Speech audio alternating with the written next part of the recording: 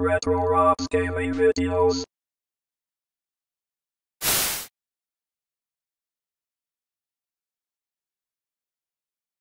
Folks, Rob here, and I would like to talk about my Steam pickups.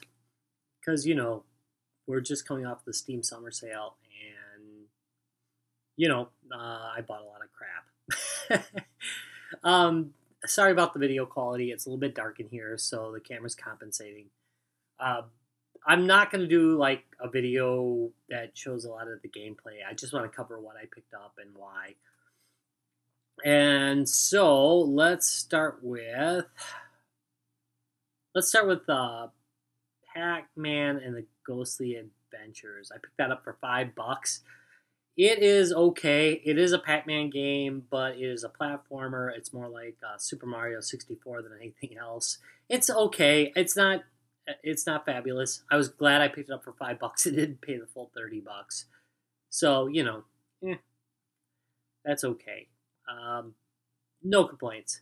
I would say that Delver, which is my next pickup, is probably the pick of the litter. At least it's the thing I really enjoyed most. What that is it's a roguelike game that is in the first person, but it still has pixelated graphics. Now, the pixelated graphics in this are done really, really, really well. So the artwork is really nice, and it plays just like a roguelike, and it's really, really fun. I did a video on it earlier. You should go check that thing out. But really, well worth buying. I think I got that for $5, but if you paid $10 for it, don't feel bad. It's a good game. Next thing I picked up was the Stanley Parable. The Stanley Parable, it kind of reminds me of, boy, I'm trying to remember the name of that game. But anyway, what it is you are in an office where basically your job is to press a button that is selected by your boss. One day the orders quit going, and you walk outside of your office and you realize that everybody's missing. And the rest of the game is basically you wandering the halls and going through different discoveries. It's more of an art piece than a game, but well worth playing. I played it to the end. I finished it several times with different endings. It was quite enjoyable. I'd recommend that one too. The Swapper is another one I picked up. I don't know if I'm ready to recommend it yet. It's a side-scrolling shooter type of game. It's been enjoyable so far. Actually, you teleport from place to place. It's a little bit like Portal, but as a side-scroller. It's fun. I enjoyed it. I just haven't played enough of it yet to know whether I'm going to recommend it or not. Next thing I picked up is Battle Block Theater. Battle Block Theater is also a side-scroller. It is a brawler, and it has a whole lot of different modes in it. It has like a basketball mode where you're playing a basketball game. It has some levels where you just basically need to paint the walls and such. It's really fun. I enjoy it, and I would recommend that one as well. Again, I'm going through these quickly, so I'm not going to go into a whole lot of detail. Devil May Cry 4. Not as good as the remake of Devil May Cry. I'm glad I got that on sale.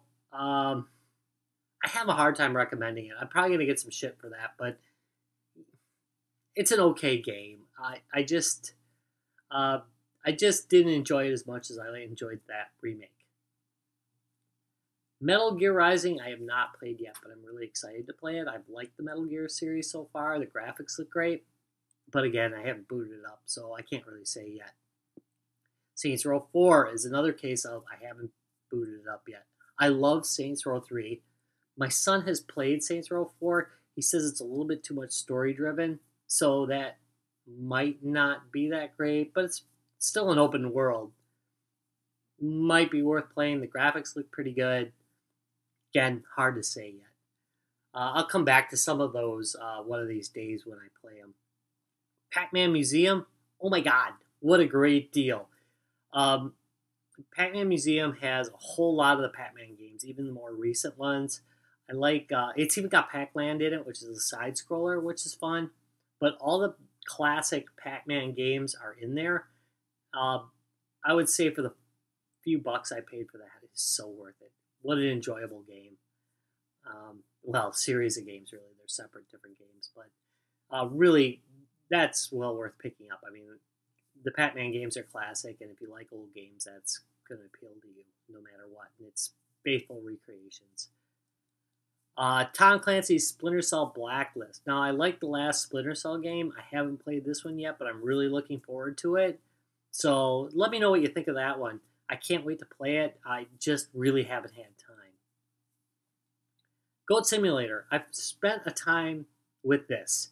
It was $6 on, I think, the second to last game of the second to last sale of the game. Sorry, Gin and Tonic. Second to last day I bought Goat Simulator. I was waiting for it to get around $6, and it did. And you know what? I gotta say, I've had a lot of fun. I've had $6 worth of fun. In fact, I probably had about $10 worth of fun with it. It's not a structured game as such. I mean, it does set goals for you to do, and you do them, and you get achievements for it. Wow, that's the first time that's happened in the video. Usually, I do it in the basement, so you can't hear that. But anyway, well, there's not a lot of that going on in my neighborhood, but jeez, that's really loud. Anyway, Goat Simulator, at $10, yeah, it's probably worth playing for a while. I've laughed out loud while playing it, so that makes it worth it.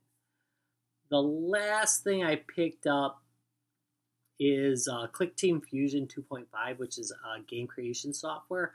I've been looking to develop a game for a few years, and I'm not going to say a whole lot about it. It's basically a Space Taxi remake, but this will give me the software to do it. I have created games before, but it was a really long time ago. Back in the Commodore 128 era, I created quite a few that used to show up on Quantum Link. So, like I said, I'm hoping I'm going to get more time with my wife off. I think I'll have more time to create a game, and I think that's going to be a really enjoyable thing to do. So I'm looking forward to that. It was only $25, and it's usually $100. So I mean, hard to go wrong with that one. I'm going to go into, I'm sorry, but I cannot remember the name of the bundle that I got, but I did pick up a bundle, and I'll mention the games that are in it. I picked up Creeper World 3, Ark Eternal. I really like it. I'm a bit of a tower defense fan. I play everything. So, I'll play first-person shooters, all day long if I get the chance. But I do occasionally like to play a tower defense game. They're especially nice because I work in IT, and there's a whole lot of waiting for bars to move. And I'll have 2, maybe 3 things going, and that's about all I can really handle, and they'll all be on wait. Creeper World gives me something to just play on the side, instead of solitaire. So, yeah, it's pretty good. Rust is some kind of puzzle game. I haven't played it yet. I haven't played Dreaming Sarah. World War II, Time of Wrath, I haven't played yet. To tell you the truth, I picked up the whole thing for the Creeper World game. It was only $1.50, so, what do you do? Anyway, those are my pickups from the Steam Summer Sale. What'd you pick up? Come on, tell me. Come on, you can do it. I know people are watching. Have a good one. Rate, comment, and subscribe unless you hated it. In which case, don't rate and don't comment. Well, you could still subscribe. Yeah, that'd be all right. Bye.